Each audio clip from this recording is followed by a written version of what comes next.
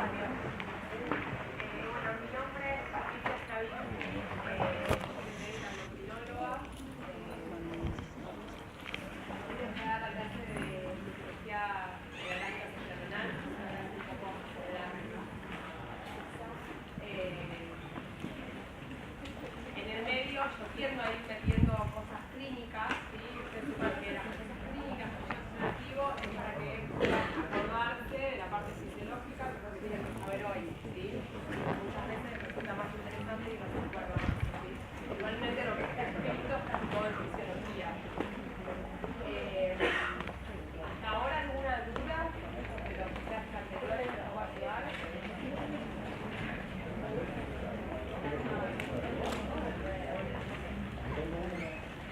Cualquier cosa me paran y me preguntan, ¿sí?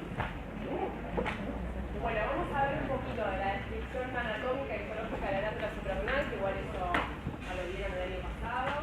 Vamos a ver el eje. En general, cuando uno estudia cualquiera de las clases que están viendo endocrino, en realidad lo primero que hacemos es describir el eje, que es la forma en que se regula el funcionamiento de esa glándula, ¿sí? Ahí partimos. Analizamos las funciones y las síntesis de esteroides suprarrenales. Vamos a ver con las catecolaminas, su regulación, síntesis y función. Vamos a ver algo de las alteraciones del eje o de la función de la glándula suprarrenal y algo de estrés. Bueno, empezamos entonces con la anatomía. Las glándulas suprarrenales son de localización retroperitoneal. Todo lo que está acá en la clase lo tienen en cualquier libro de fisiología, ¿sí? O sea, ustedes pueden, en general les recomendamos mucho que presten atención en clase y que vayan a los prácticos, porque ahí se da, digamos, en general todo lo que se toma está entre seminario y práctico está dicho, ¿sí? Pero como sustento para leer cualquier libro de fisiología general les sirve, y importante está en cualquier libro, ¿sí? Les decía, las glándulas suprarrenales son de localización retroperitoneal, están por encima del bolo superior de cada riñón y son muy pequeñitas. En la histología tienen una corteza, que es el 90% de la glándula, y la médula, que es el 10%. Ellos, como habrán visto el año pasado, tienen orígenes embriológicos diferentes. La corteza, que es como si fuesen órganos prácticamente diferentes. La corteza viene del exodermo, mientras que la médula viene del ectodermo neural. La corteza a su vez se divide en tres capas, que son la capa glomerular, la capa fascicular y la capa reticular. ¿Qué se utiliza cada una de estas capas predominantemente? La capa glomerular es la responsable de la síntesis de los mineralocorticoides. ¿Cuál es el más importante de ellos? La testosterona. La capa fascicular es la que sintetiza los glucocorticoides, el principal es el cortisol. Y la capa reticular es la que sintetiza los andrógenos, ¿sí? ¿Saben cuál es difícil? ¿Cuál es el andrógeno típico de la glándula suprarrenal? DEA sulfato, ¿sí? O sea, el típico, porque hay sulfatasa ahí y no en otro lado, ¿sí? O sea, la DEA sulfato es un marcador de la glándula suprarrenal, ¿sí? La médula es donde se sintetizan la adrenalina y la noradrenalina, es como un ganglio simpático, ¿sí? Básicamente. Bueno, ¿cómo se regulan cada una de estas hormonas? Así, dicho breve, después lo vamos a ver más en detalle. Los mineralocorticoides,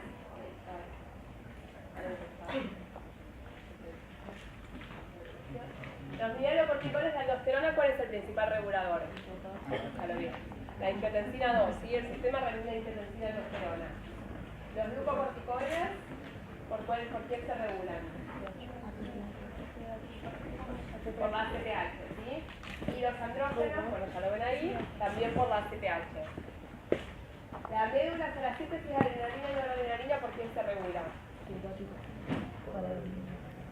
Por ahí lo dijeron, por el simpático, ¿sí?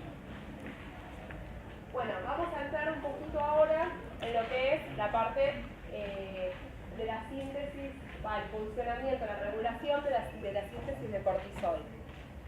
Entonces tenemos el eje básico, que esto ya lo deben conocer del año pasado, que libera en este caso ¿qué factor? CRH, ¿sí? El factor liberador de corticotrofina. La hipófisis que libera ACTH, ¿sí? O corticotrofina. Y la adrenal que libera el cortisol. Después tenemos mecanismos que van hacia arriba, que son ¿de qué tipo? Negativo. Retroalimentación o feedback, ¿de qué tipo en este caso? Negativo. Negativo, y este es corto o largo. Largo. ¿Y este?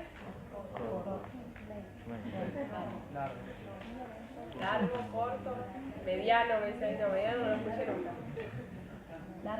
Es largo, el que está de la glándula periférica hacia arriba, hacia hipotálamo hipófisis, piensen, está lejos, es largo, ¿sí? Y va corto, ¿cuál sería? Ahí. El último que se marcó de verde, ¿sí? El que hace de hipófisis o el hipotálamo, ese sería corto. ¿Sí? Bueno, este es el eje básico, sin esto ni lo presento al examen. Después se suman otros, digamos, factores que van a alterar el eje, ¿sí? El hipotálamo, además de liberar CRH, también libera hormona antidiurética, que como ustedes saben, en realidad se sintetiza en el hipotálamo, pero se libera ¿en dónde? ¿En la hipófisis? ¿En qué parte de la hipófisis? En la neurohipófisis, ¿sí? En la hipófisis posterior se libera la hormona antidiurética. ¿Por qué está acá puesta en este eje? Porque además de producir un efecto de hormona antidiurética, ¿qué otro efecto tiene?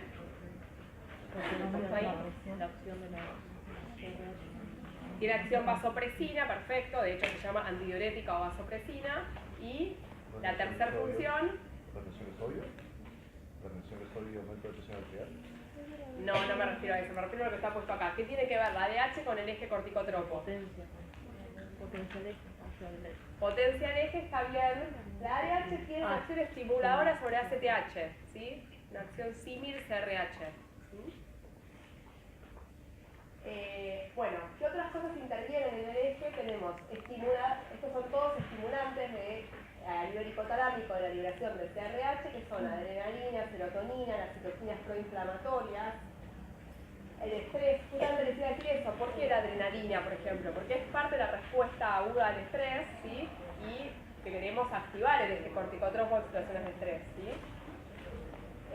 Citoquinas proinflamatorias, hay mucha relación entre lo que es, o sea, eso está ahora como súper, bueno, estuvo hace un tiempo súper en boga, la psico, neuroinmuno, endocrinología. Bueno, uno de los nexos es una activación inflamatoria puede generar una respuesta de estrés, está bien eso de hecho, ¿sí? Entonces, dentro de los mecanismos del estrés que se ponen en juego es la activación del eje, y ahí tenemos citoquinas proinflamatorias que activan la liberación del CRH, ¿sí?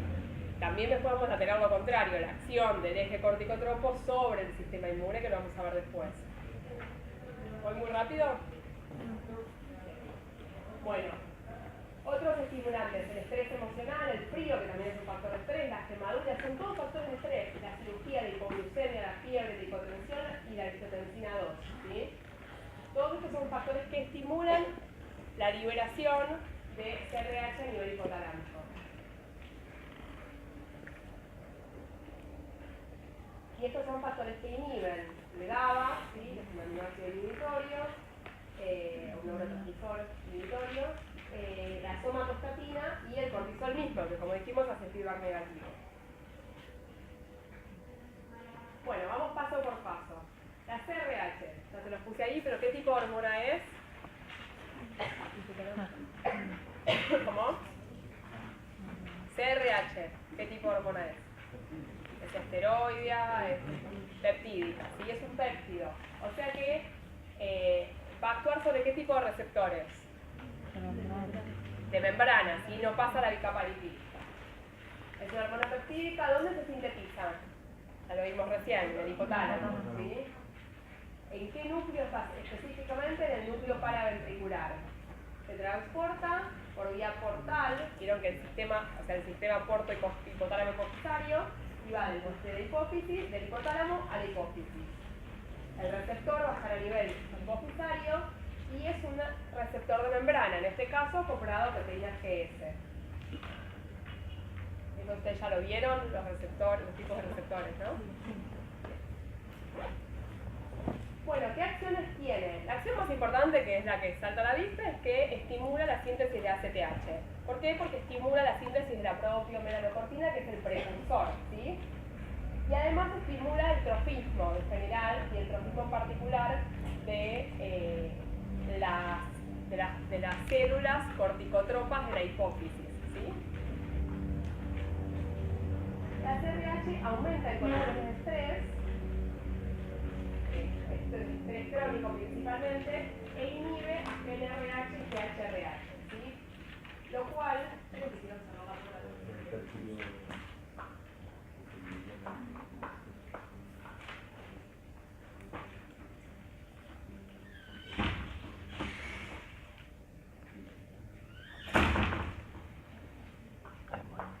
lo cual tiene lógica, en condiciones de estrés, el cuerpo tiene su mecanismo de hacer que una persona, en teoría, no debería ni quedar embarazada, por eso te inhibe el eje de funcionamiento, digamos, la ovulación, y como lo hace a nivel central en parte, ¿sí? La activación del eje corticotropo va a inhibir al eje gonadal, ¿sí? ¿Cuál es el sentido de alguna forma? Y en una situación de estrés no es lo ideal que la mujer quede embarazada, ¿sí? Lo mismo con el crecimiento, la realidad es que si tengo que optimizar recursos, ¿sí? Prefiero que la persona esté capacitada como para escaparse, para que el corazón reaccione, para un montón de respuestas de estrés, y no pongo energías en el crecimiento, que es a largo plazo. ¿Sí? A nivel periférico, la CRH también tendría acción disminuyendo la presión arterial, aumentando la frecuencia cardíaca. Estas son todas acciones leves, ¿sí? Acción anorexígena, favoreciendo la pérdida de peso. Y también tendría acción a nivel central en la conducta, ¿sí? Cambios en la ansiedad, en el humor. Bueno, pasamos al segundo escalón, que es otra hormona peptídica, que es la ACTH, ¿sí? Hormona corticotropa, es también un péptido, ¿sí? Que como tal actúa sobre los receptores de membrana. En este caso los libera, ¿quién? La hipófisis, ¿sí? ¿Qué parte de la hipófisis? La adenopófisis. ¿Qué parte de la adenopófisis? Las células corticotropas de la adenopófisis. Los estímulos para su secreción son, como dijimos antes, la CRH y la ADH, que les agregué que la ADH también estimulaba la liberación de ACTH. Nosotros vimos que se sintetizaban las células corticotropas de la hipófisis desde un precursor mayor, que es la propiomelanocortina. El receptor, como dijimos, es de membrana, también acoplado a proteína GS, y está en la corteza adrenal principalmente. Es muy importante, en general todas las hormonas tienen un ritmo circadiano, pero en el eje corticotropo esto tiene una relevancia mayor, ¿sí? ¿Por qué? Porque es, digamos, la variación en los niveles de cortisol es la que nos va a permitir en algún momento estar más alerta y despertarnos a la mañana, ¿sí? Y es muy característico de este funcionamiento. Es tan característico que en las enfermedades de la glándula suprarrenal se pierde el ritmo circadiano del cortisol. Entonces, me es muy importante conocer el ritmo circadiano para después ir a evaluarlo. Después les cuento para qué me sirve en la práctica, ¿sí? Esta es la POM, que es la propiomelanocortina.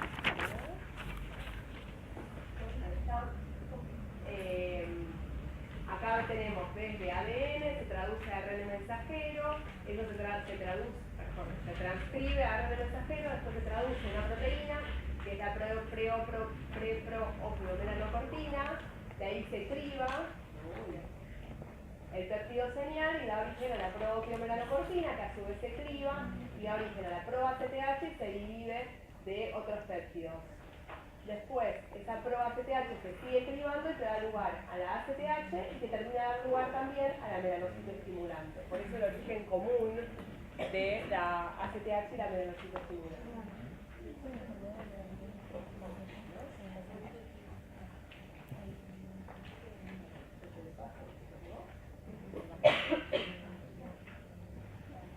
Bueno, acá también está resaltado el tema de que de este mismo precursor de la propiomelanocortina salen las beta-endorfinas.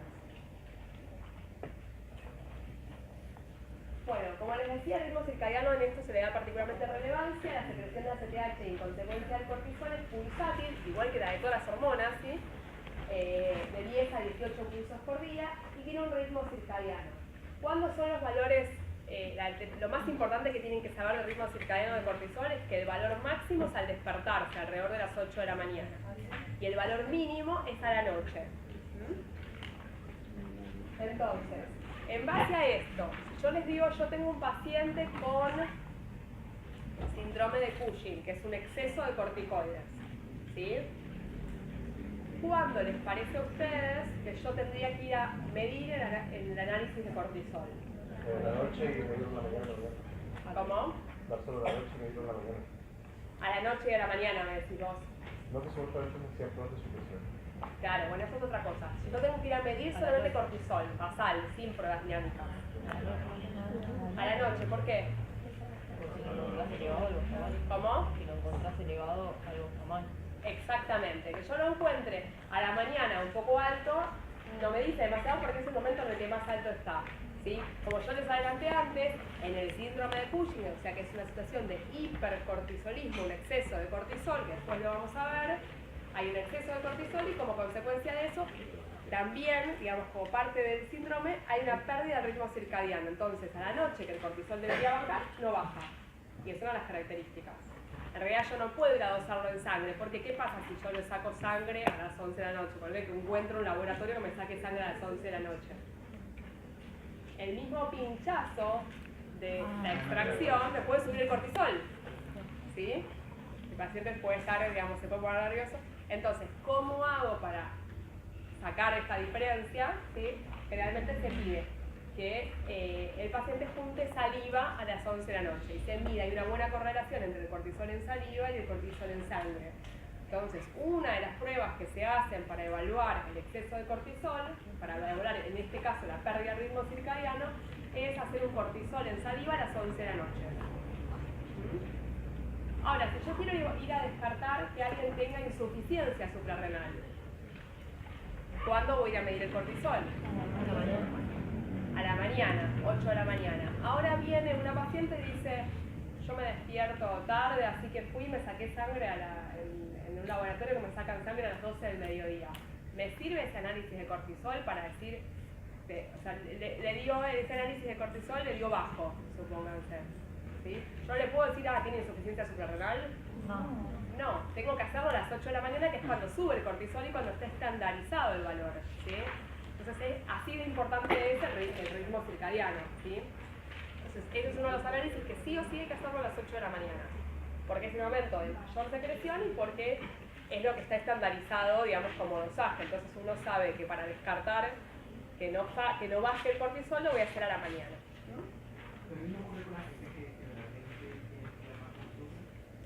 La gente que tiene, por ejemplo, trabajos nocturnos, gente que trabaja de noche y duerme de día, este tipo de estudios no los puedo hacer, porque tienen o tengo que hacerlo teniendo en cuenta eso, ¿sí? Porque ahí se les altera el ritmo circadiano, lo tienen invertido de repente, entonces tal vez los valores de cortisol lo van a tener altos a la noche.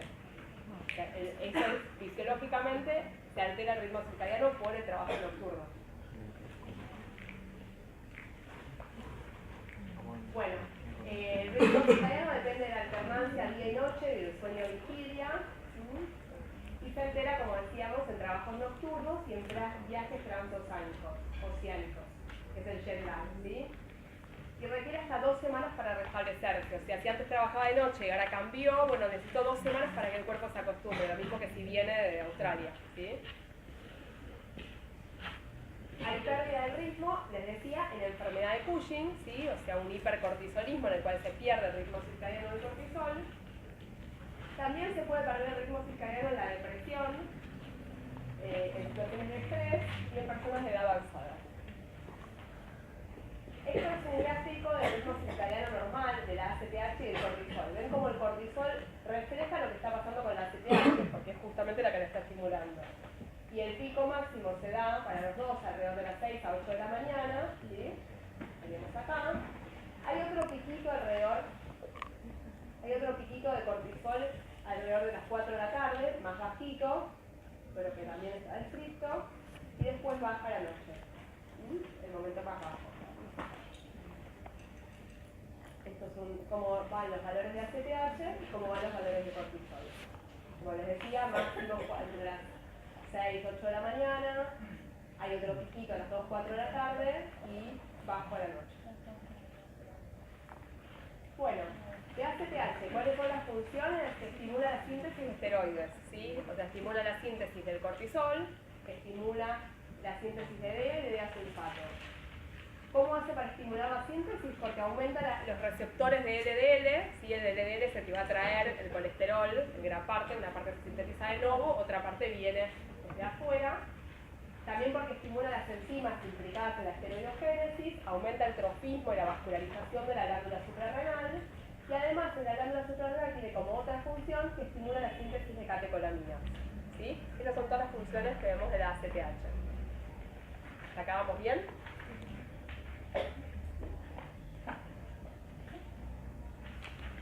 Bueno, pasamos a lo que es la esteroidogénesis, ¿sí? Esto ustedes ya lo vieron, ¿no? ¿El año pasado? Seguro que se acuerdan todas las enzimas. Bueno, la esteroidogénesis es un proceso, digamos, un poco complicado, y hay muchas enzimas involucradas, voy a tratar de marcar los más importantes, ¿sí? Esto es todo lo que ocurre en la glándula suprarrenal, ¿sí? Lo tenemos dividido en... ¡Uy, perdón! Estaba medio loco. Lo tenemos dividido en lo que ocurre en la capa glomerular, en la fascicular y en la reticular, ¿sí? Esta primera parte ocurre en todas, que es el colesterol ingresa gracias a la SAR, ¿sí? Que es está estimulada por la ACTH, y se transforma de colesterol, el primer paso, que es el paso limitante, ¿sí? A pregnenolona, por la enzima desmolasa, que es el nombre viejo, ¿sí? Que es la enzima de escisión de la cadena lateral del colesterol, ¿sí? Estos dos pasos son estimulados por ACTH. La pregnenolona puede seguir la vía de camino hacia la síntesis de aldosterona, pasando por la 3-beta-hidroxiesteroide de deshidrogenasa a progesterona, y de ahí por la 21-hidroxilasa, que es una enzima importante, a desoxicorticosterona, y por la 11-beta-hidroxilasa, corticosterona y después aldosterona, ¿sí? Estas enzimas, ¿qué es lo que hace que la aldosterona se sintetice solo en la capa glomerular y no en las otras capas? La presencia de enzimas, ¿sí? O sea, ¿por qué? Si yo tengo el mismo colesterol, en una se sintetiza una y en otra. Bueno, justamente porque en la capa glomerular están estas enzimas, ¿sí? La 11-beta-hidroxilasa, que en realidad es la misma que la aldosterona sintetasa, que tiene estas dos funciones, 11-hidroxilasa y aldosterona sintetasa. Esta enzima no está, en realidad la función de 11-hidroxilasa está también acá en la capa fasciculada, pero la acción de aldosterona sintetasa está solamente en la capa glomerular, ¿sí? Bueno, ¿qué es lo que hace que la fasciculada y la reticular se puedan sintetizar cortisol y andrógenos? Y hay presencia de 17-hidroxilasa, ¿sí? Es la que va para el costado. En la capa glomerular no hay 17-hidroxilasa. Entonces, pasa para el costado y se hidroxila en el carbono 17. Entonces, pasa a 17-hidroxipregnenolona, 17-hidroxiprogesterona, desoxicortisol y cortisol. Después de la reacción 17-20 diasa pasa a disulfato y androstenediol, ¿sí? Acá está resaltado que la capa glomerular, ¿por qué la angiotensina 2 estimula la síntesis específicamente de la aldosterona y no de las otras síntesis de cortisol o de andrógenos suprarrenales? Porque estimula la aldosterona sintetasa, ¿sí? Bueno, después tenemos lo que es la capa fasciculada, sería todo esto, y lo que es la capa fasciculada y lo que es la capa reticular. ¿Sí? Bueno, la capa reticular entonces se sintetizan los andrógenos, tenemos el colesterol que ingresa gracias MME, sería membrana mitocondrial externa, ingresa gracias a la SAR, pasa al colesterol intracitoplasmático, por la colesterol desmolasa pasa por pregnenolona y después todos los pasos que vimos antes hasta llegar a media de sulfato, ¿sí? Este es un poco engorroso, pero bueno, trato ahora de puntualizarles algunas enzimas, más que nada la 21-hidroxilasa y la 17 que está por el otro lado, que son las diferenciales. Ahora vamos a ver por qué la importancia de la 21-hidroxilasa.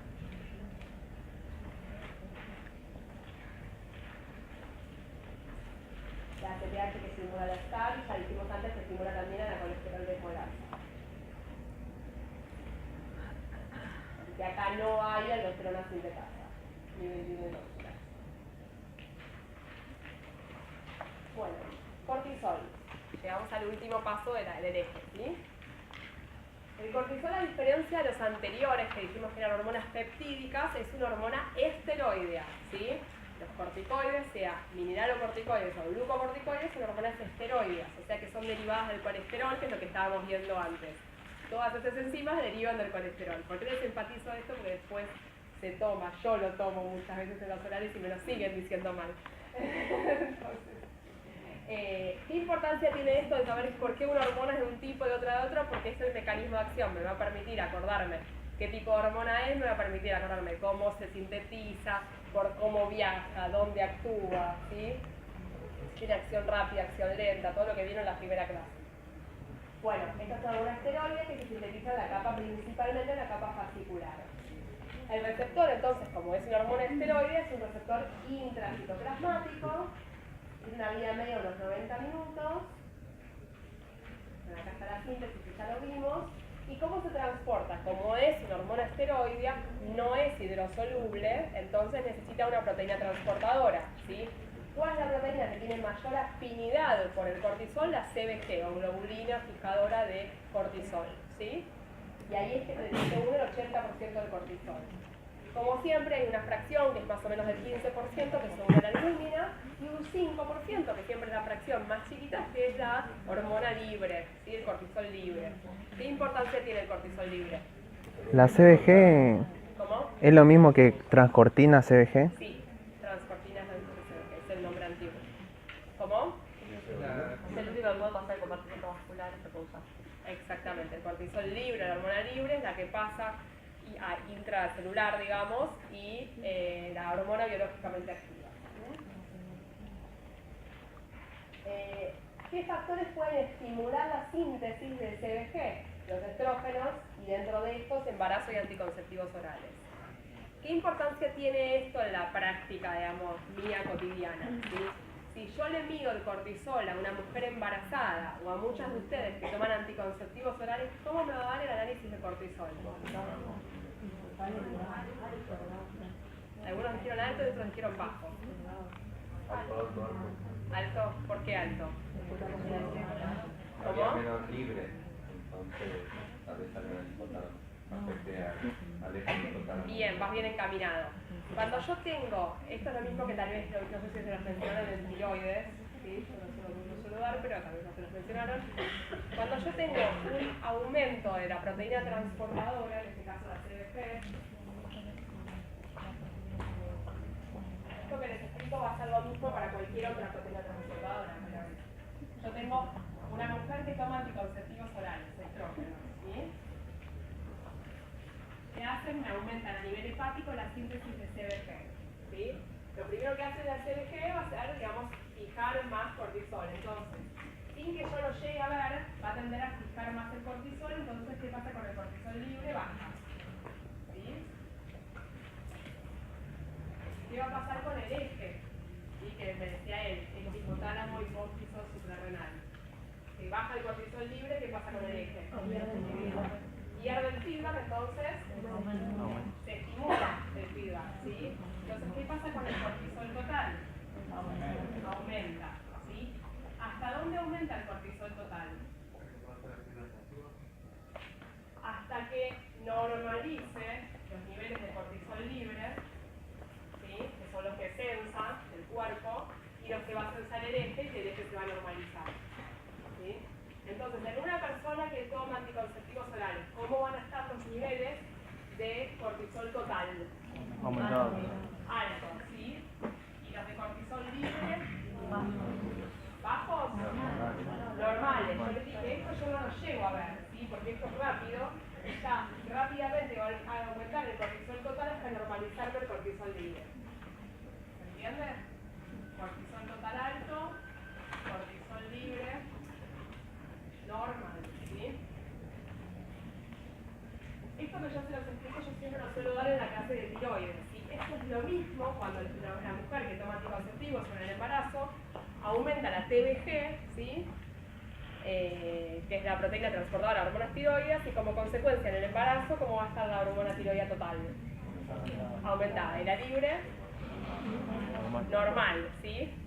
Entonces, y esto es re importante nosotros en la práctica cotidiana. ¿Por qué?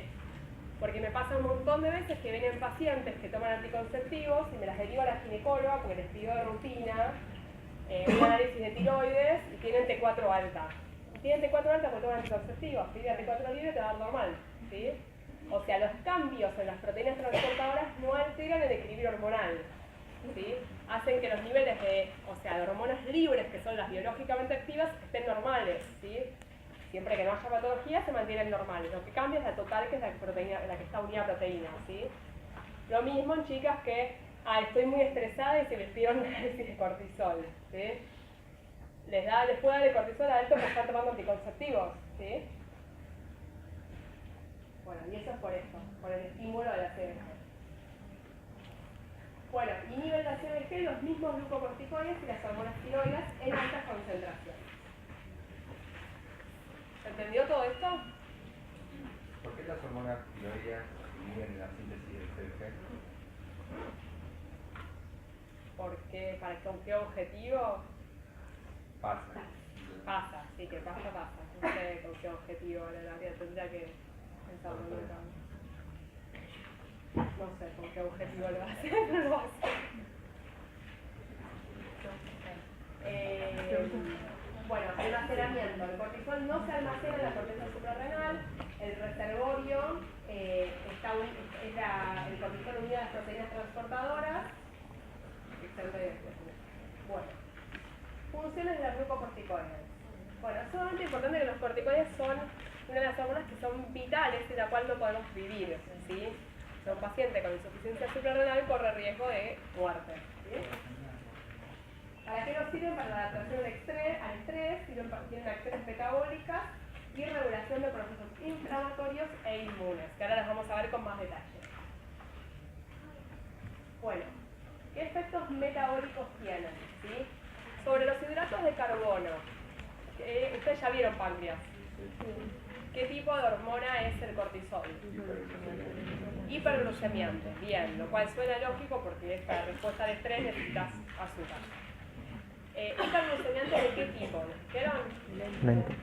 Lento, ¿sí? Es hiperglucemiante lento. ¿Cuáles eran los lentos? Cortisol y ¿cuál más? ACTH. Hormona de crecimiento GH es el otro lento. ¿Y los rápidos? Adrenalina. Bien. ¿Qué es lo que hace que sean lentos los lentos? ¿Cuál es la diferencia? ¿Dónde actúan? ¿Cómo actúa? Bueno, ¿cuál es la diferencia? ¿Cómo actúa? ¿Cómo? No te escuché, a nivel de... No. Hacen gluconeogénesis. Hacen gluconeogénesis, bien, o sea, aumentan la síntesis de glucosa, me dice él. ¿Y los rápidos qué hacen? Aparte glucogenólisis. ¿Cómo? Bien, ese es el concepto básico que tienen que tener en la cabeza, y con eso ya sacan todo eso, no lo tienen que anotar y acordárselo, ¿sí? O sea, si yo tengo un hiperglucemiante rápido, quiero glucosa ahora y no me importa nada el futuro, digamos. Entonces, ¿qué hace el glucagón o la adrenalina? ¿Sí? El glucógeno que tengo lo liso, ¿sí? Hago glucógeno lisis, quiero glucosa ya, ¿sí?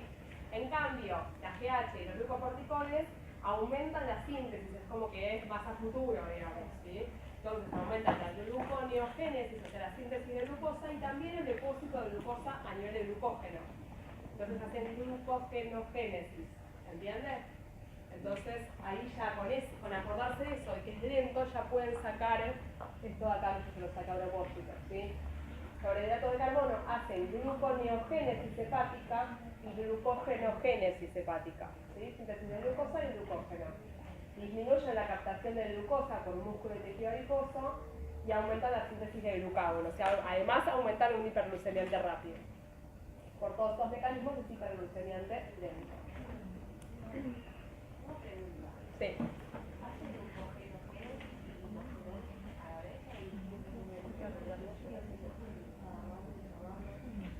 No, pero glucogenolisis no hacen. No, es hiperglucemiante porque es un gluconeogénesis.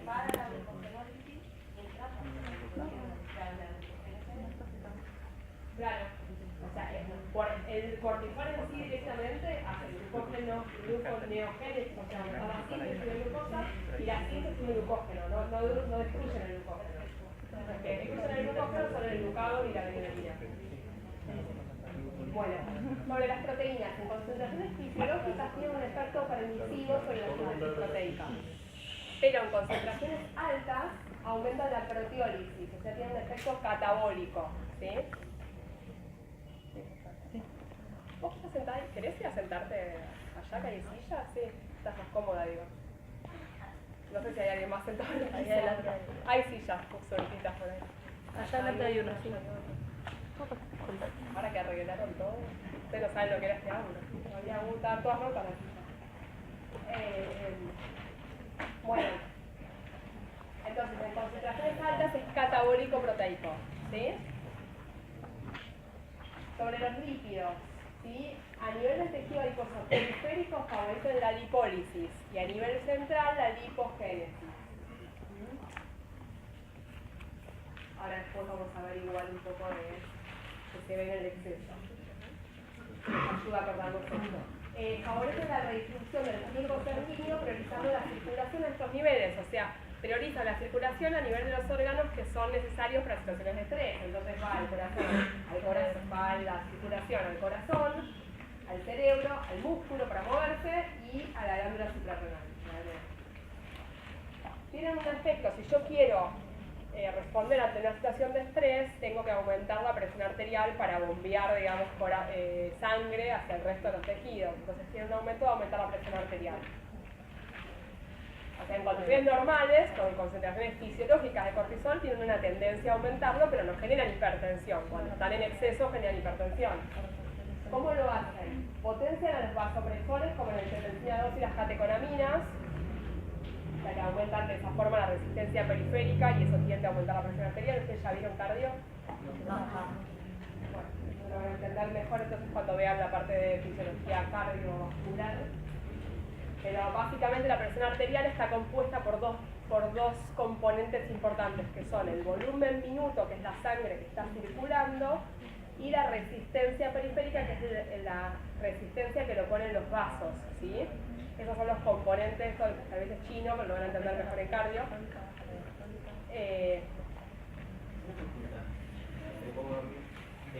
En la área anterior, dice que tenemos un cortisol que tiene una acción sobre el glucógeno que lo genera, tenemos un poco de síntesis del glucagón. El glucagón es el agregador de glucógeno, no es un ciclocombustible, eso hablaríamos en algo de generar y degradar, o sea, tener una hormona que la degrada.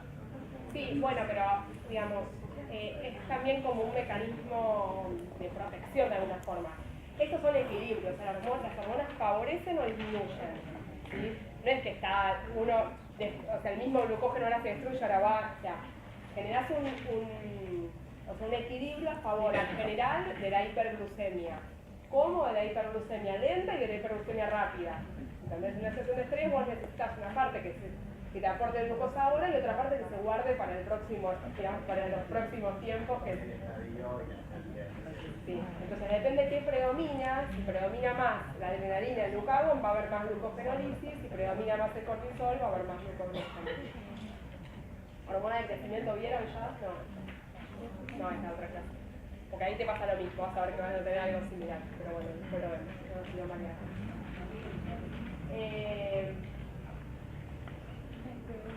Bueno,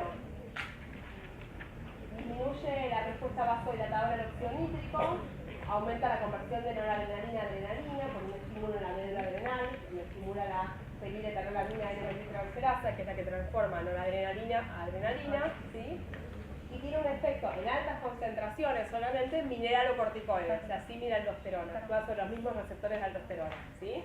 Cuando están en altas concentraciones. Por todos estos mecanismos cuando están en altas concentraciones, genera hipertensión. A nivel renal aumenta el filtrado glomerular y aumenta la secreción de sodio en el túbulo proximal, y el exceso favorece la retención de sodio y agua y la eliminación de potasio, que eso es acción mineralocorticoide, lo que les decía, ¿sí? Sobre los componentes de la sangre, ¿sí? Los glóbulos rojos aumentan, o sea, si yo tengo tiene una tendencia a aumentar, o sea, si yo tengo un exceso de cortisol, voy a tener más niveles de glóbulos rojos porque inhibe la fagocitosis de los eritrocitos, ¿sí? Sobre los neutrófilos lo que hacen es disminuir la diapédesis de los neutrófilos, o sea, la migración, entonces hacen que estén a nivel del pool marginal, ¿sí? O sea, se quedan en el borde del vaso y no van al centro, entonces uno cuando los mira, estamos en un frotis, ve que los neutrófilos subieron, ¿sí? Perdón, al revés, porque tienden a migrar, o sea, quedarse en la parte central y no irse hacia la periferia, ¿sí? Porque inhiben la diapédesis. Pero por más que hay neutrofilia, o sea, que aumenta el número de neutrófilos, esos neutrófilos no son tan funcionantes, ¿sí? Sobre los linfocitos, aumenta la redistribución hacia los nódulos linfáticos y por lo tanto disminuyen los linfocitos y también disminuyen los monocitos, los eosinófilos y los basófilos. O sea, si yo tengo un hemograma de un paciente con un exceso de cortisol, con un hipercortisolismo, voy a tener un aumento del hematocrito, de los glóbulos rojos totales, como lo típico, digamos, neutrofilia, o sea, aumento de los neutrófilos, y bajas todas las otras series, bajan los linfocitos, eosinófilos, basófilos. Sobre la respuesta inmune, además de generar estos cambios en los glóbulos blancos, ¿sí? Disminuye la acumulación de macrófagos y neutrófilos en los sitios de inflamación, o sea, disminuye toda la respuesta inmune. Disminuye, como dijimos antes, la diapédesis, o sea, la movilización de los neutrófilos, la respuesta de los mastocitos a la IgE, que está implicada en qué mecanismo. ¿Cómo? De la alergia, ¿sí? O sea que si disminuye la respuesta de los mastocitos a la IgE, disminuye la respuesta alérgica, ¿sí? En concentraciones muy altas también descienden las inmunoglobulinas, bajan los factores de la inflamación como las prostaglandinas, inhiben la liberación de histamina por los mastocitos y los basófilos, e inhibe la síntesis y liberación de interleuquinas. O sea, todo el efecto es inhibe el sistema inmune, ¿sí? Inhibe la respuesta alérgica, o sea, y todo es inmunomodulador negativo. En altas concentraciones tiene todas estas acciones sobre el sistema inmune: antiinflamatorio, inmunosupresor, antialérgico, antipirético, analgésico, ¿sí? ¿Ustedes conocen, digamos, pacientes, o sea, familiares de ustedes o lo que sea, que hayan recibido corticoides? ¿Para qué? ¿Para qué enfermedades? A ver. Artritis reumatoidea me dicen acá. ¿Para qué se usan los corticoides en la artritis reumatoidea? ¿Saben qué es la artritis reumatoidea? No es una cosa inmune. Es una enfermedad autoinmune, ¿sí? Entonces, si yo quiero bajar esa reacción del cuerpo que está atacando al propio cuerpo y generando alteraciones articulares, que en algunos casos pueden ser muy severas e incapacitantes, puedo dar algo que baje el sistema inmune, que es el corticoide, ¿sí? ¿Para alguna otra cosa? Antiinflamatorios. Para el Crohn no se usa mucho, pero se puede usar corticoides, sí, se puede usar. Para brotes de asma, ¿por qué en el asma? Porque es broncodilatador, eso no lo vimos todavía, pero ¿por qué son broncodilatadores? Estimulan los beta-2. Bien, estimulan los beta-2, o sea, hacen upregulation de receptores beta-2 pulmonares, ¿sí? Entonces aumentan los números de receptores beta-2 y los beta-2 que son a nivel pulmonar, o sea, las catecolaminas actuando sobre receptores beta-2 a nivel pulmonar hacen broncodilatación, ¿sí? Por eso se usan en el asma. ¿Qué más? Antiinflamatorios, claro. ¿Cómo? Para trasplante, ¿para qué se usa para trasplantes? Para que no rechace el órgano, para que no genere una reacción autoinmune al órgano, ¿sí? Para generar surfactantes, eso es otra acción, pero sí, está bien. En las reacciones alérgicas.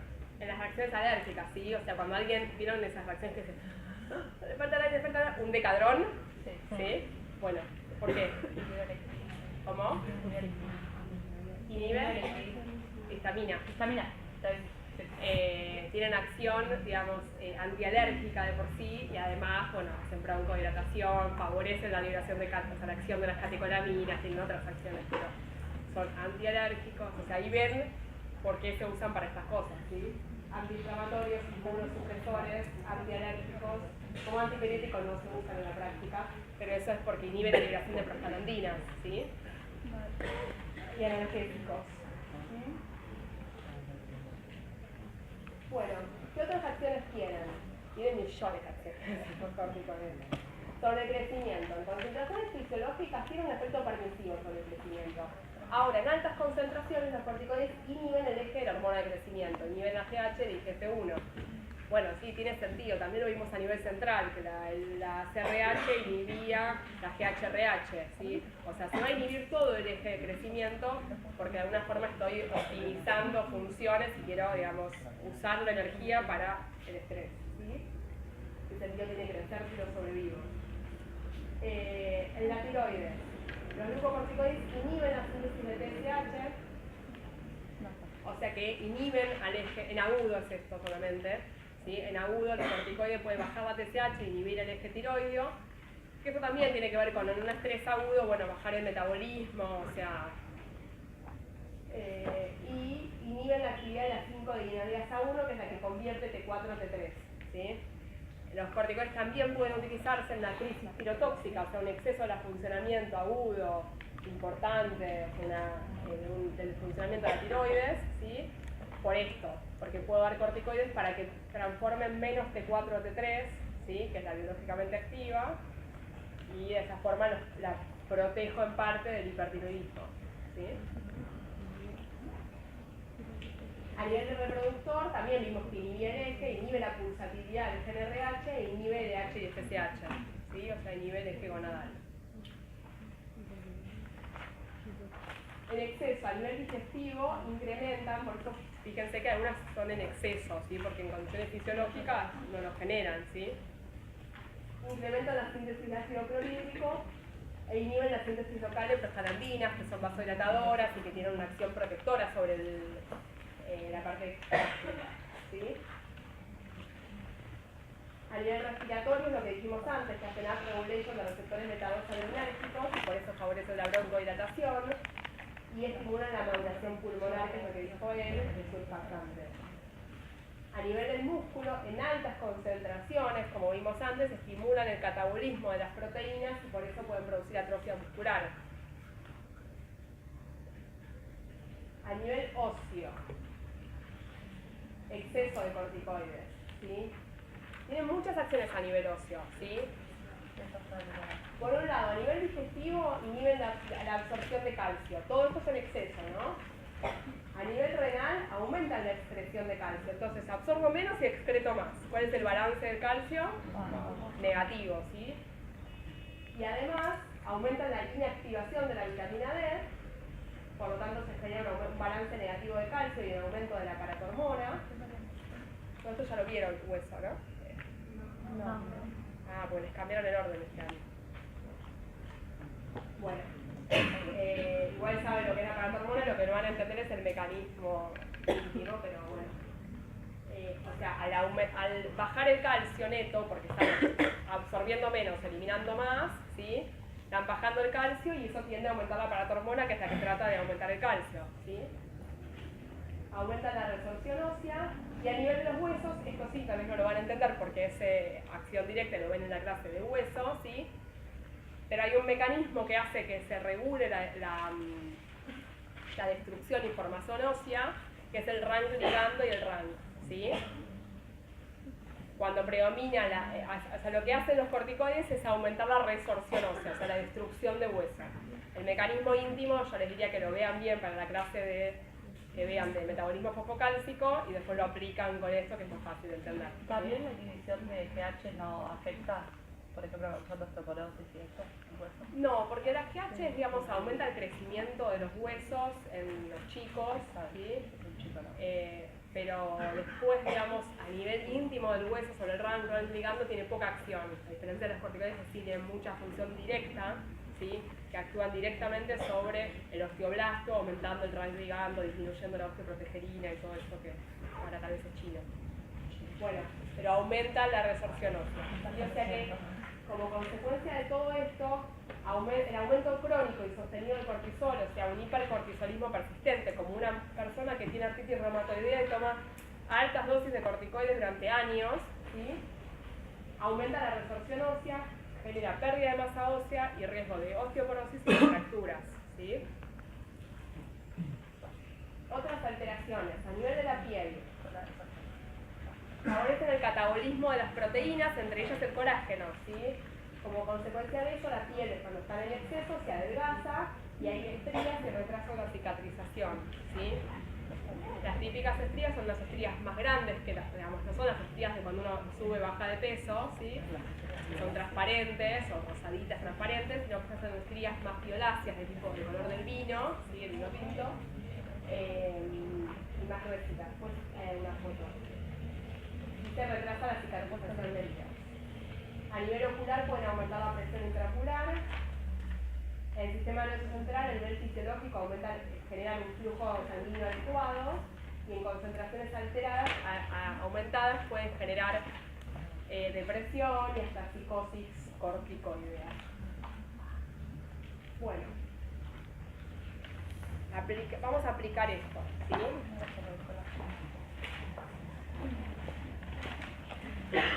¿Cómo les parece a usted que va a consultar un paciente, o sea, que va a tener un paciente que tiene un exceso de corticoides?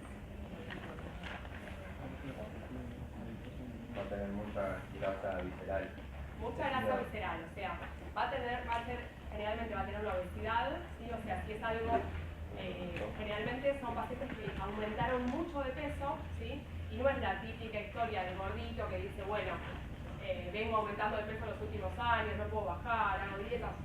No es esa típica historia, sino es una persona que come lo mismo que siempre comía, hace la misma actividad que siempre y de repente te aumentó 20 kilos, ¿sí? En poco tiempo, ¿sí? Obesidad, y decía él, visceral a predominio central. ¿Por qué? Porque es lipogénico a nivel central. ¿Y cómo van a ser los miembros? Flaquitos, ¿sí? Porque es lipolítico a nivel periférico. Bien. Hipertensión. ¿Por qué tiene hipertensión? ¿Se acuerdan? ¿Cómo? Porque en altas concentraciones tiene acción mineralocorticoide. ¿Alguna otra? Porque inhibía no la síntesis, sino la acción vasodilatadora del óxido nítrico. Bien, ¿qué más? La conversión de noradrenalina a adrenalina. Favorece toda la acción de las catecolaminas, y acá decía de angiotensina 2, favorece la acción de las hormonas vasopresoras. O sea, en el balance entre vasoconstricción y vasodilatación, me predomina la vasoconstricción, por todo esto que dijimos, y eso, como les decía antes, lo van a entender mejor en cuando vean cardio, le aumenta la resistencia periférica y aumenta la presión arterial. Bien, entonces es obeso, hipertenso. ¿Qué más? Hiperglucemia, es un hiperglucemiante lento, como vimos antes, por todas las acciones que tiene, entonces puede tener intolerancia a la glucosa o diabetes.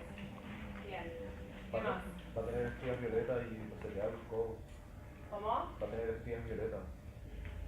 Puede tener estrías violáceas, ¿sí? Por esto de la fragilidad de la piel, ¿sí? Trastornos en la cicatrización, la piel adelgazada. ¿Qué más?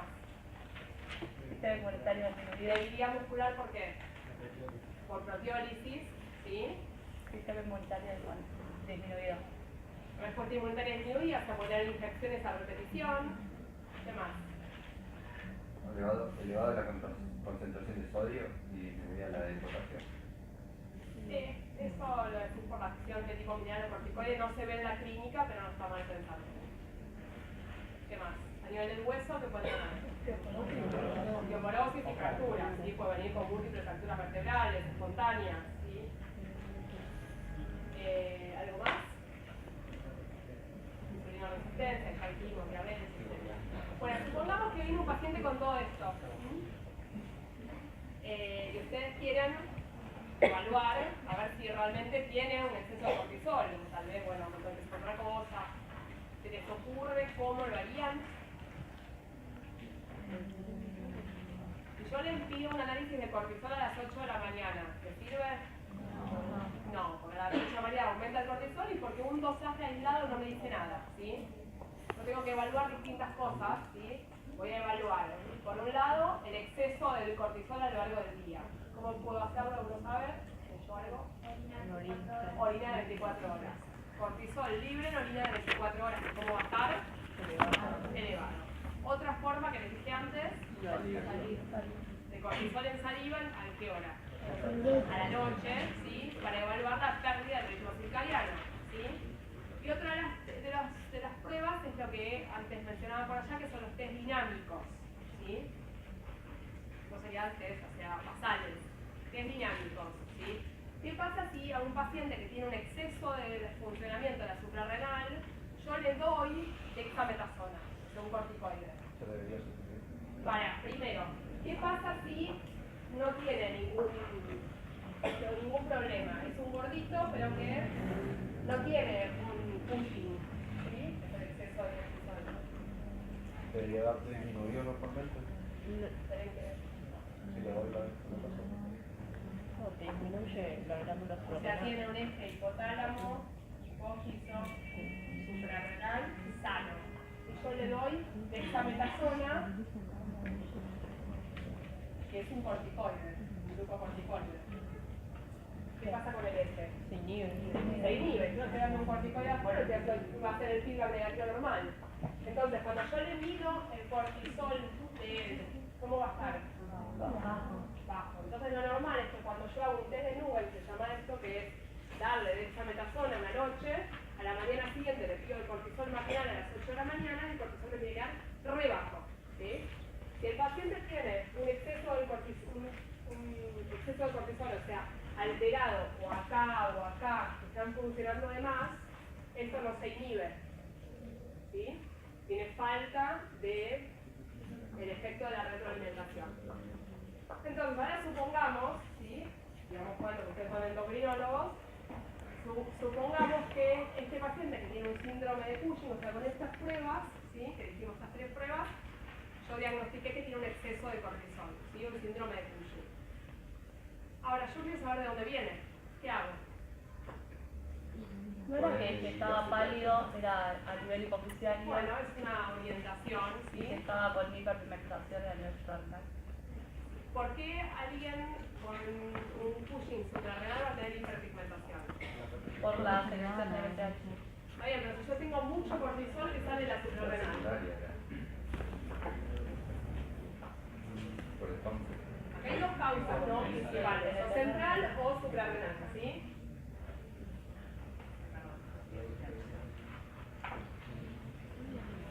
Si el problema está acá, en la suprarrenal, como decía ella, ¿sí? Que la suprarrenal está funcionando de más. O sea, que tiene, por ejemplo, un tumor en la suprarrenal que libera mucho cortisol. ¿Qué va a pasar con la ACTH?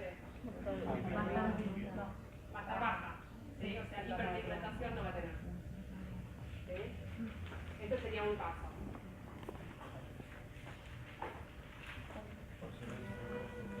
Otro caso sería que la hipófisis tenga un tumor que produzca CTH.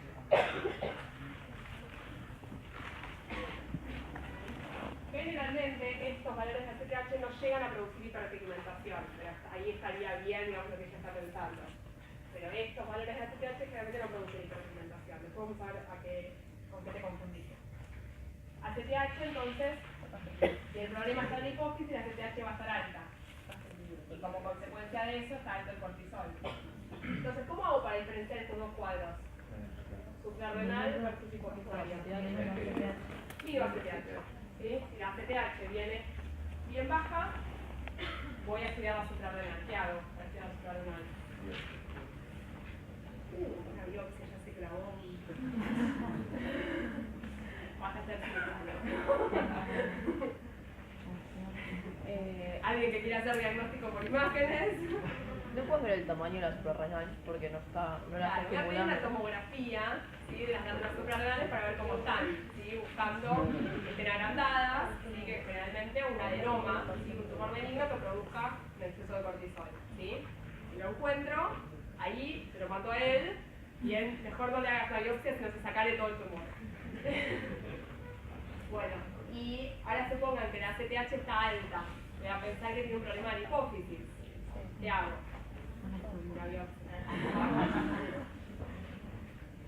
Diagnóstico por imágenes en hipófisis, una resonancia, ¿sí? Para ver la hipófisis no me sirve mucho la tomografía, digo una resonancia de la hipófisis y voy a buscar el adenoma en la hipófisis, y después sí le mandaré a él que le saque el adenoma, ¿sí? Bueno. Bueno, me voy al otro problema. Tengo un paciente que, ¿cómo se va a presentar? Un paciente que tiene lo contrario, que es insuficiencia suprarrenal. Hasta ahora vimos todo Cushing, ya lo vimos la clínica, vimos el diagnóstico por el bioquímico y vimos las imágenes y el tratamiento, ¿sí? Ahora vemos cómo es un paciente al contrario, que tiene insuficiencia suprarrenal, que le falta cortisol. ¿Cómo puede presentarse? ¿Qué síntomas va a tener? Hipotensión, ¿sí? Cansancio, ¿sí? ¿Qué más? Hipoglucemia. Muy flaco, puede estar adelgazado. ¿Puede tener edema? ¿Por qué? Porque no se está absorbiendo y agua. No, pero tienen aldosterona en principio. Si tienen falta de aldosterona, ya puede ser que tengan falta de aldosterona igual también. Bueno, entonces supongamos que ahora tengo un paciente con estas características, quiero descartar que no tengo ni insuficiencia suprarrenal. ¿Qué estudio voy a pedir? Cortisol a la mañana. Cortisol a las 8 de la mañana, ¿sí? Supongan que el cortisol a las 8 de la mañana viene muy bajo. Hago diagnóstico de que el paciente tiene falta de cortisol, ¿sí? ¿Cómo hago para diferenciar las causas? Veo la CTH. ¿Cómo? Veo la CTH. Veo la CTH, perfecto. ¿Cómo va a estar la CTH si el problema, ahí ya borro esto, si el problema es en la suprarrenal? El problema es en la suprarrenal, tiene bajo el cortisol, está fallando la suprarrenal, la CTH va a estar alta, ¿sí? Ahí sí está muy alta, para vos te digo, ahí sí, esto se llama, cuando hay una falla en la suprarrenal que baja el cortisol, se llama enfermedad de Addison. La ACTH sube mucho y produce hiperpigmentación. Entonces en la insuficiencia sí me sirve ver si está hiperpigmentado. Era eso. Porque acá sí sube mucho la CTH y produce hiperpigmentación, ¿sí? En cambio, si el problema está en la hipófisis, ¿cómo va a estar la CTH? Baja. Está ahí el problema, o sea que en la hipófisis la CTH va a estar baja. Baja la CTH y baja el cortisol. ¿Sí?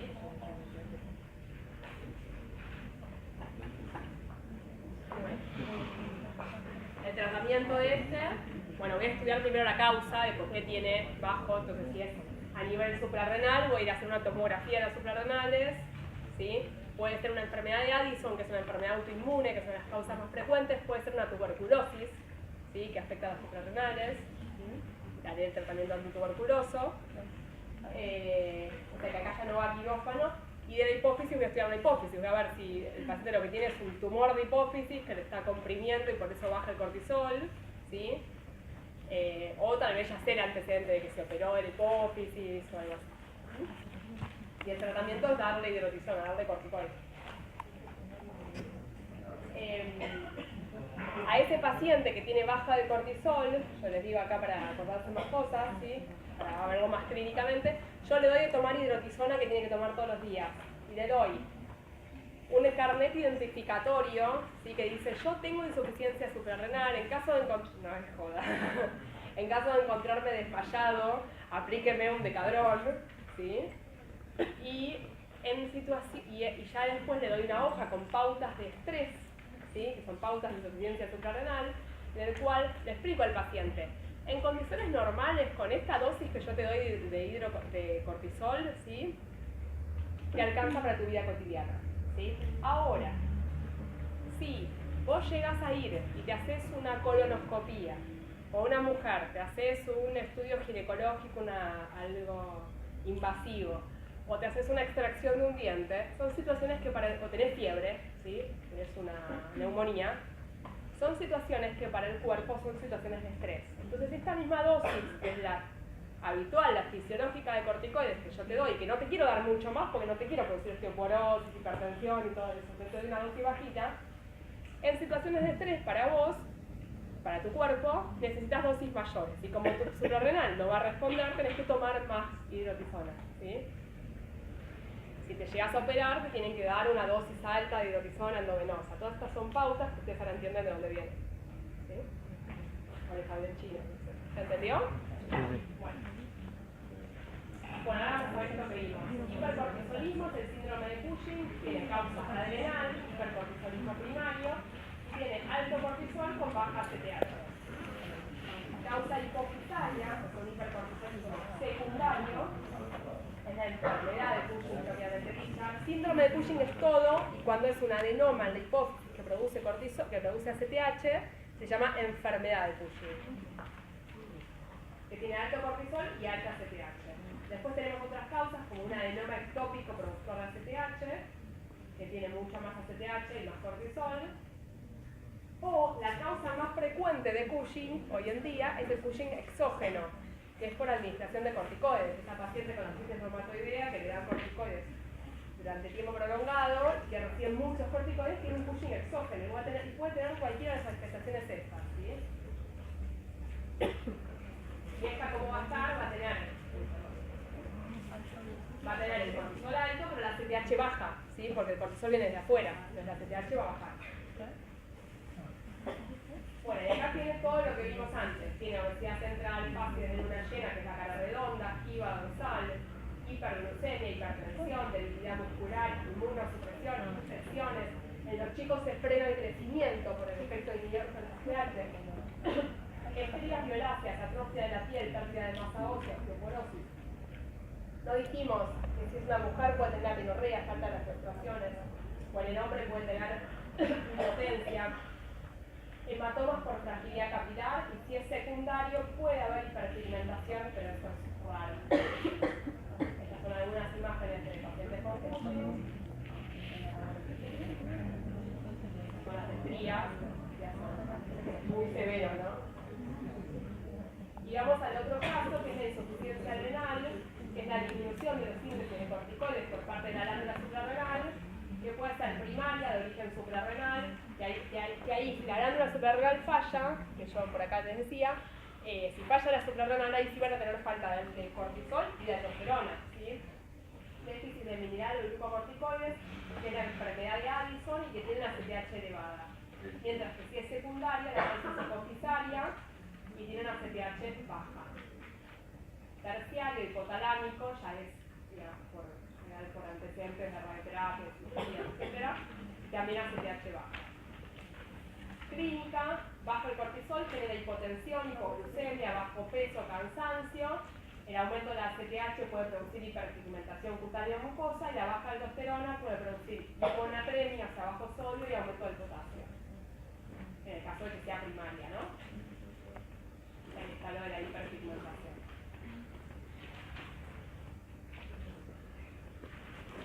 Bueno, ¿cómo evaluamos? Pruebas basales, medición de cortisol, ACTH, cortisol en orina de 24 horas para ver un aumento global, el cortisol a la noche, como dijiste en salida, para ver pérdida del ritmo circadiano, pruebas dinámicas, estimulatorias o inhibitorias. A veces el cortisol matinal deja dudas, está en valores grises, y lo que hacemos es una prueba dinámica que es estimular con ACTH. Entonces estimulo con ACTH, si el cortisol sube, está normal, si no sube, es que tiene insuficiencia. Y la prueba de supresión por contextametazola es la que les dije antes. Bueno, vimos cortisol, que es la parte más pesada, la más linda para mí, pero la más grande de la clase. ¿Hasta acá dudas? Bueno. Andrógenos adrenales, en realidad vamos a ver rápido porque ustedes van a ver andrógenos más en la parte de gonadal masculino. Los andrógenos son esteroides de 19 átomos de carbono, se producen en la capa reticular, en este caso de la corteza adrenal, y como son hormonas esteroides derivadas del colesterol, actúan sobre receptores intracelulares, en este caso intranucleares, circulan en plasma unidos a proteínas, principalmente la SHBG, que es la globulina fijadora de hormonas sexuales, y secundariamente la albúmina. Los andrógenos más importantes a nivel adrenal son DEA y DEA-sulfato y también la androstenediona. Y como les dije antes, DEA-sulfato tiene síntesis exclusiva en la glándula adrenal.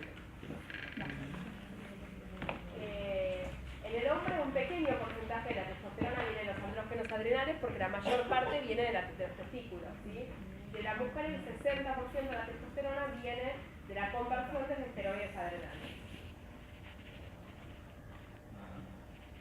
En el periodo prepuberal hay un aumento de los andrógenos que se llama adrenarca y que es el responsable de la aparición del vello pubiano y axilar, ¿sí?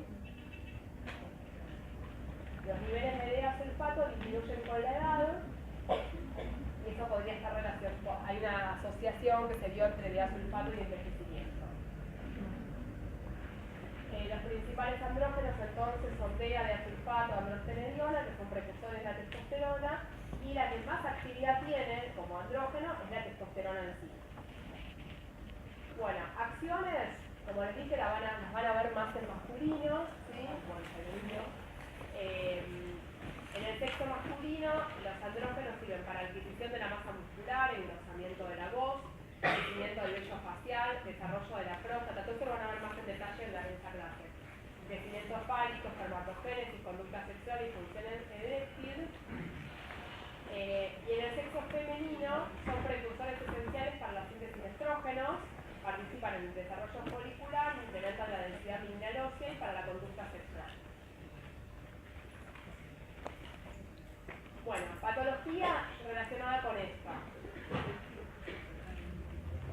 ¿Qué va a producir, digamos, una alteración en los andrógenos? Es un exceso de los andrógenos adrenales, ¿sí? En la mujer da trastornos del ciclo menstrual, ¿sí? Acné, exceso justamente de los andrógenos circulando, y el sutismo es un aumento del vello con distribución masculina. ¿Qué quiere decir eso? Hay mujeres que tienen mucho vello en los brazos, por ejemplo, eso no depende de los andrógenos, eso es un tema étnico, un tema familiar, digamos, de la carga genética que trae cada uno, ¿sí? No tiene que ver con las hormonas. Diferente es que tengan vello en la cara, ¿sí? Lo que es el mentón, el bozo, a nivel de la línea alba de la panza, de la espalda, ¿sí? Esos lugares son dependientes de los andrógenos y cuando hay un aumento de los andrógenos da aumento del vello ahí y eso se llama hirsutismo, hay todo un score, ¿sí? Virilizaciones cuando ya esto es mucho más acentuado. Bueno, volviendo a la vía que yo creo que se encantó, ¿por qué la importancia de esta vía y por qué yo les resalté el tema de la 21 hidroxilasa? Porque hay una enfermedad que seguramente la vieron el año pasado en embrio, que es, ¿se acuerdan cuál?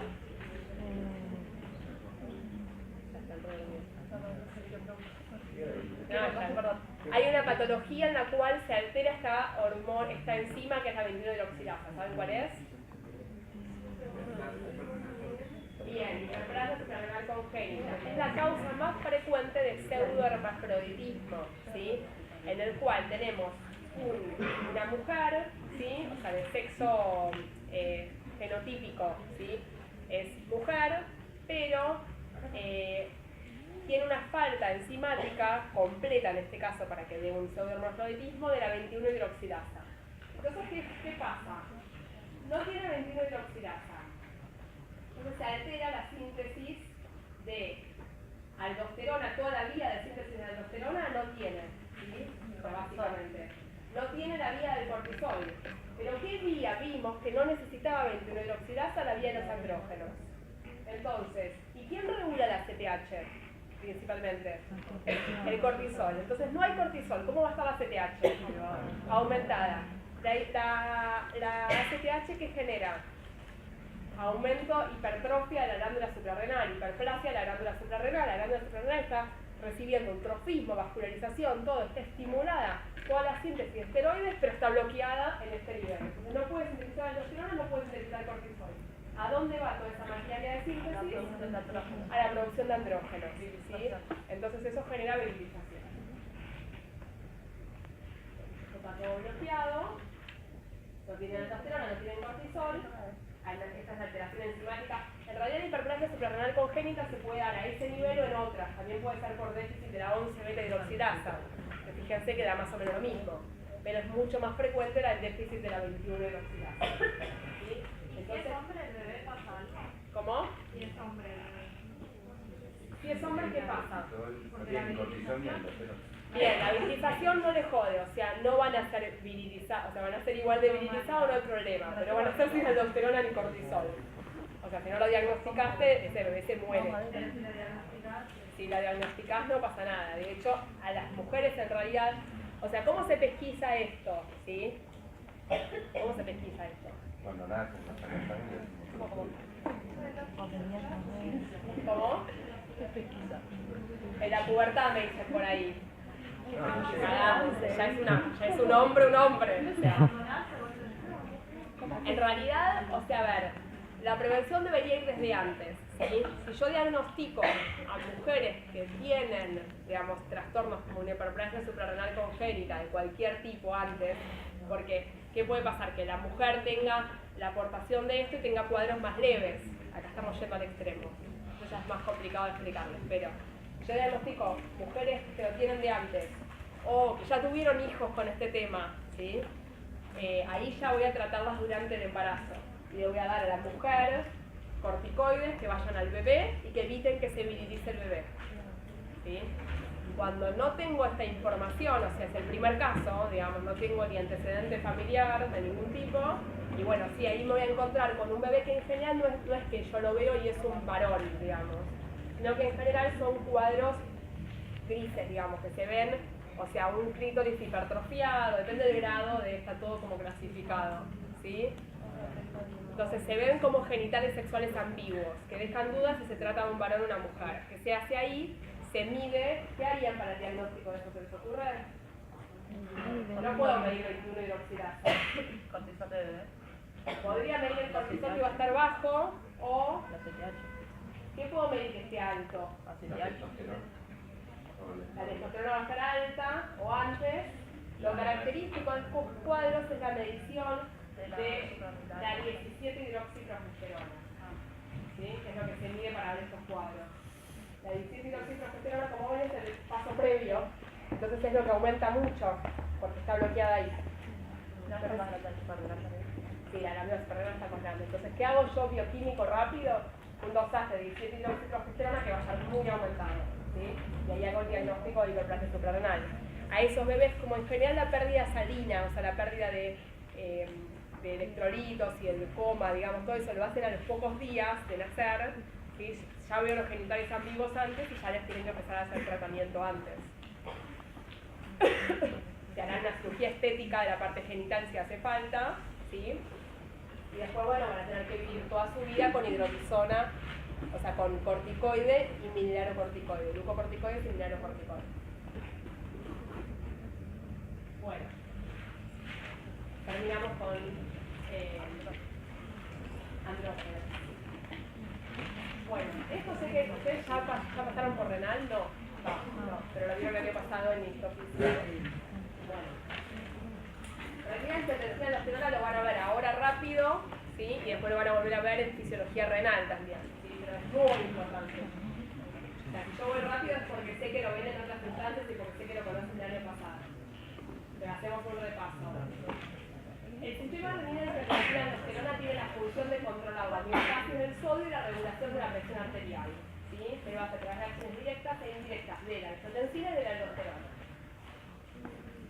Chicos, esto es, o sea, re importante. Yo digo, lo muy rápido porque sí conocemos, pero no pueden pensar en si conocer ese sistema. Bueno, entonces, ¿cuándo se va a poner en juego este mecanismo, entre otros casos? Cuando baja la presión arterial. El descenso de la presión arterial o el descenso del cloruro de sodio va a ser censado por el riñón, el aparato subsalomedular, ¿sí? Que es el que libera renina, ¿sí? El hígado libera angiotensinógeno y la renina transforma el angiotensinógeno en angiotensina 1. Después, ¿quién transforma la angiotensina 2? ¿Quién? La ECA, ¿sí? Uy, ¿cómo estoy? El pulmón, la enzima liberada por el pulmón, la enzima convertida en angiotensina transforma la angiotensina 1 en angiotensina 2. Esto se ve mucho en la práctica porque verán que muchos de sus padres toman enalapril o trial, son inhibidores de la angiotensina 2. Perdón, inhibidores de la enzima convertidora de angiotensina y de la ECA. Entonces, lo que hacen es bloquear este mecanismo, bajan la angiotensina 2 y por eso bajan la presión. y otros de sus padres tal vez tomen losartán, ¿sí? Losarcor o ese tipo de drogas. El losartán es un bloqueante de los receptores de angiotensina 2. Así que ahora los padres que tengan, los chicos que tengan, de ustedes que tengan padres hipertensos, vayan a leer el prospecto, el mecanismo de acción y aplican esto a la... ya entienden cómo funciona la medicación. ¿Cómo? Bueno, angiotensina 2. La angiotensina 2 después se puede transformar en la 3 y la 4, que son menos activas, ¿sí? ¿Qué acciones tiene la angiotensina 2? Tiene la vasoconstricción, ¿sí? Como les decía, eso aumenta la presión arterial, activan el simpático, lo cual también, y favorecen la secreción de hormona antidiurética, con lo cual aumentan la retención de líquido, y todo aumenta la presión. Además, como vimos antes, en la capa glomerular aumenta la síntesis de aldosterona, ¿sí? La angiotensina 2 aumenta la síntesis de aldosterona. Bueno, esto es más complicado con lo que vimos recién.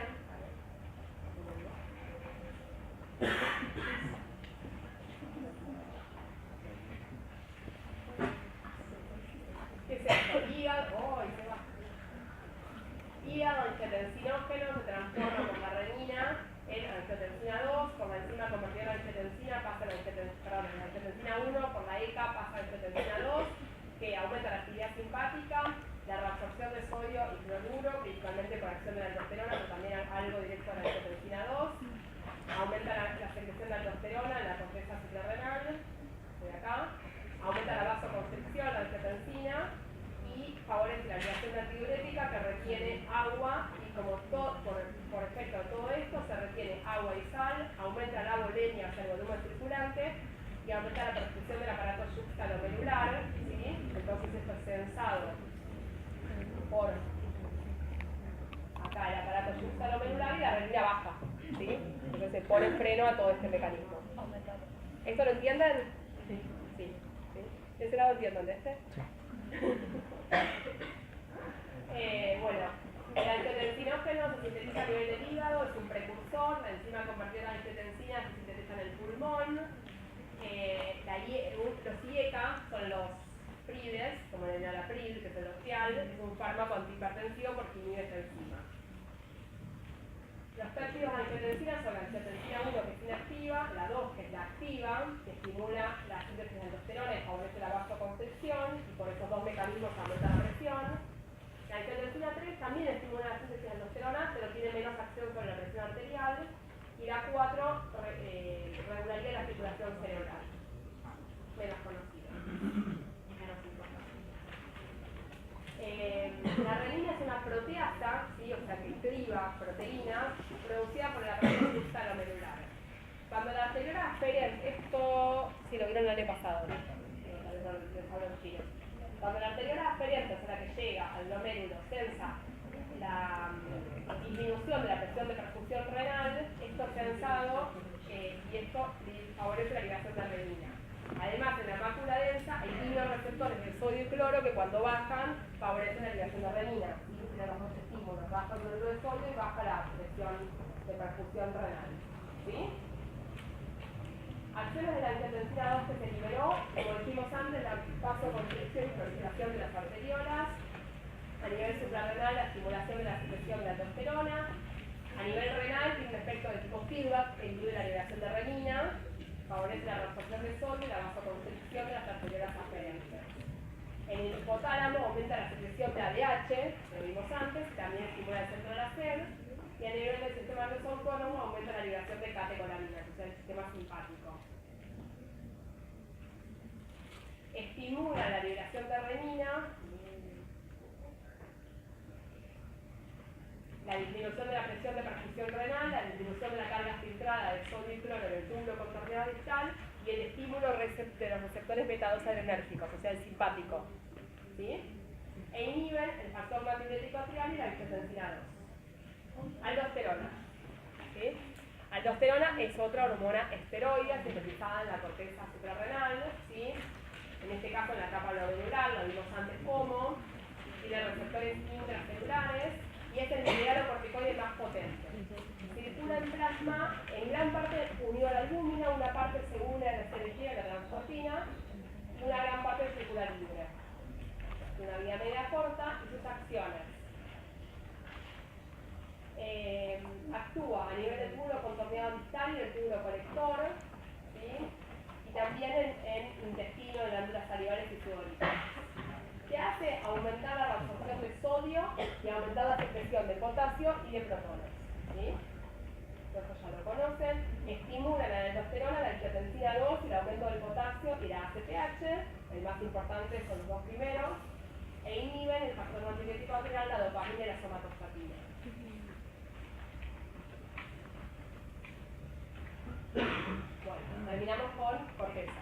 Pasamos a médula. Mira con la cara de cerdo. Es larga. Mejor que termino más temprano. La más larga de todas.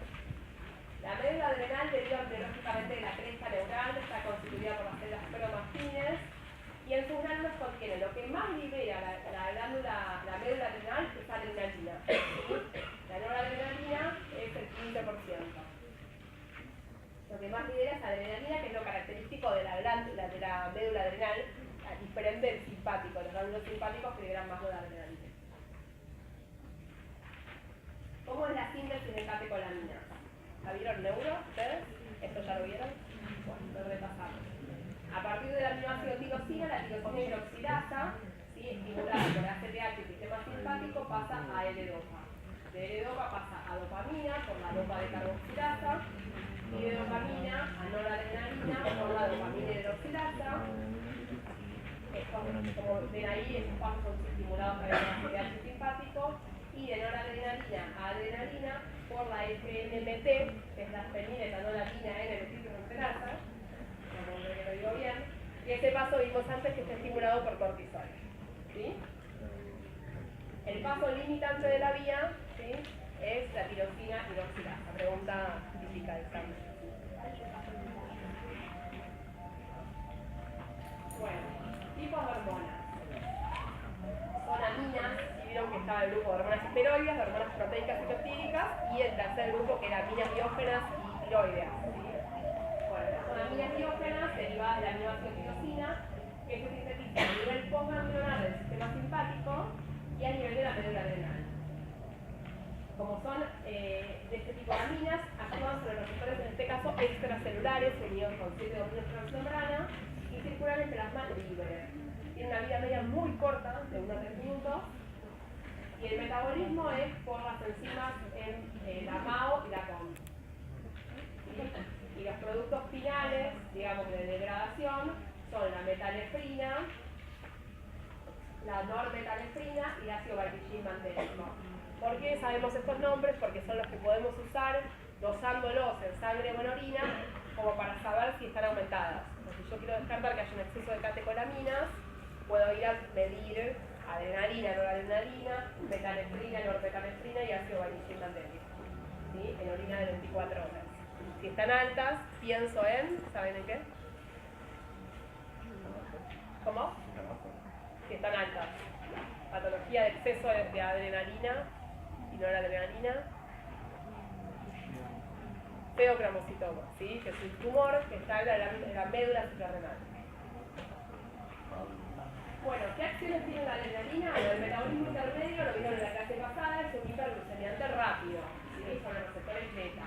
Es también lipolítico en general, y todo esto sale lógico, ¿sí? Entonces uno ya sabe que es un hiperglucemiante,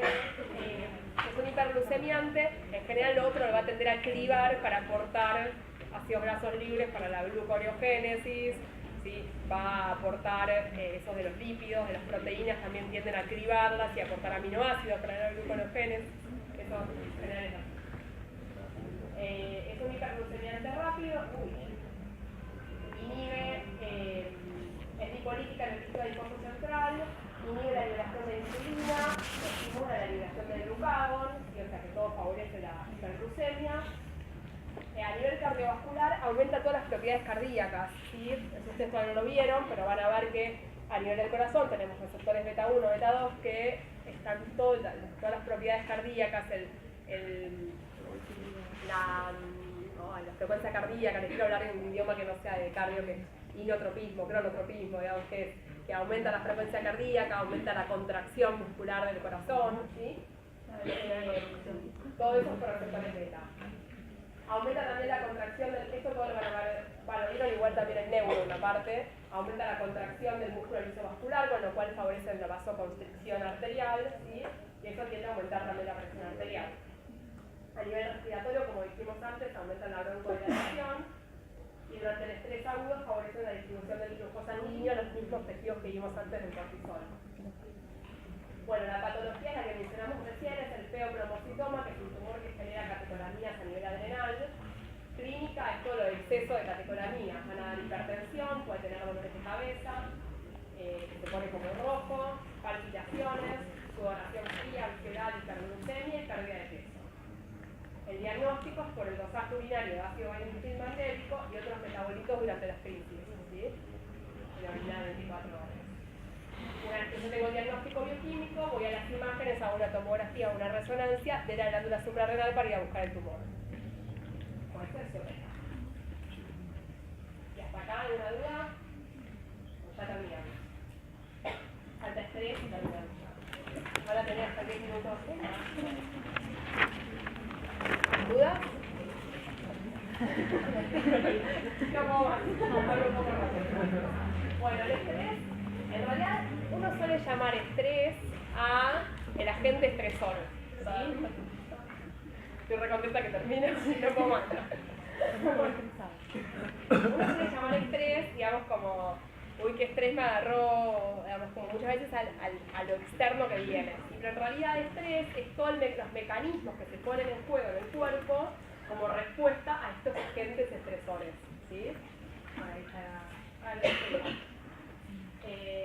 Los estímulos estresantes pueden ser del medio interno, como una lesión tisular, o sea, de un tejido, la hipoglucemia, la hemorragia, la infección, todos los factores que vimos al principio que estimulaban al eje corticotropo, ¿sí?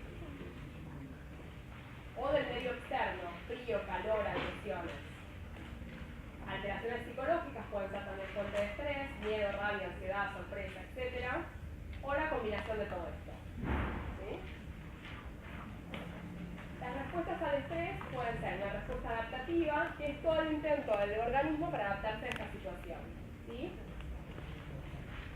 Generalmente es independiente del estímulo, que es estereotipada, o sea, mientras nos genere estrés, la respuesta del organismo es la misma, sea que nos pisó un auto, o sea que nos caímos y nos tropezamos y fue un traumatismo menor, tal vez la proporción de cuánto se va a estimular va a ser distinta, pero lo que se pone en juego es más o menos la misma respuesta estereotipada. Responde a estímulos físicos y psíquicos, y tenemos, ¿qué es lo que se activa? A nivel del sistema endocrino, la corteza adrenal y la médula adrenal, o sea que va a haber liberación de cortisol y de catecolaminas. A nivel del sistema nervioso se va a activar el sistema simpático, con liberación de noradrenalina. Y hay una activación, siempre que hay estrés, generalmente hay activación del sistema inmune con liberación de citocinas proinflamatorias. En el estrés agudo, ¿qué hormonas aumentan en el estrés agudo? Todas estas, ¿sí? Como ven, están las hiperglucemiantes rápidas, o sea, la adrenalina, la adrenalina y el glucagón, estas salen rápido. La ACTH y el cortisol aumentan, pero son hormonas más típicas del estrés crónico, ¿sí? Pero empiezan a aumentar. En agudos pueden aumentar las gonadotrofinas, igual como dijimos antes, en general en el estrés crónico que predomina el efecto del cortisol, las gonadotrofinas van a bajar, pero acá estamos en el agudo. La prolactina es una hormona que aumenta en el estrés. ¿Vieron prolactina ya? No vieron nada. Bueno, la prolactina después la van a ver, ¿sí? Y van a ver que una de las cosas que hay que descartar, o sea que hay que optimizar, si alguna de ustedes le hicieron un análisis de prolactina alguna vez, tienen que hacer un ratito de reposo previo, ¿sí? Porque el venir corriendo o el estar estresado puede aumentar la prolactina. ¿Sí? Es una hormona de estrés agudo. También la hormona de crecimiento, la ADH y el sistema renina angiotensina aldosterona. Y se reduce la insulina.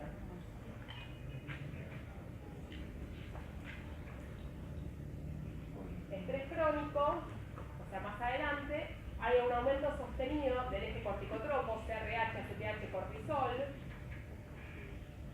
y hay como una disminución de la sensibilidad de hipotálamo-hipófisis al feedback negativo del cortisol. Entonces, por más que hay un cortisol dando vuelta, no se sensa tan bien y sigue estimulado el eje, ¿sí? Todo el eje corticotropo. aumenta también la sensibilidad adrenal a CTH, entonces va a aumentar CRH, CTH y cortisol y disminuyen GH, esto es lo que suena más lógico, una situación de estrés, hay un aumento de todo este sistema y disminuye hormona de crecimiento, prolactina y gonadotropina, ¿sí? Que son todas las hormonas que me sirven a futuro. Bueno, termino.